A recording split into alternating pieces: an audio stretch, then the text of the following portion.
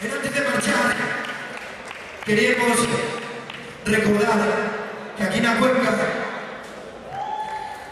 hay una empresa, una xente que trabaja aquí en Venturo, aquí allá en Chiclopio, y que están pasando las putas, que no les pagan el salario, que nos van a echar a la calle. Desmantelaron la industria de Cuenca y trajeron empresas y ahora están desmontándolas otra vez, engañándonos. Hay que apoyar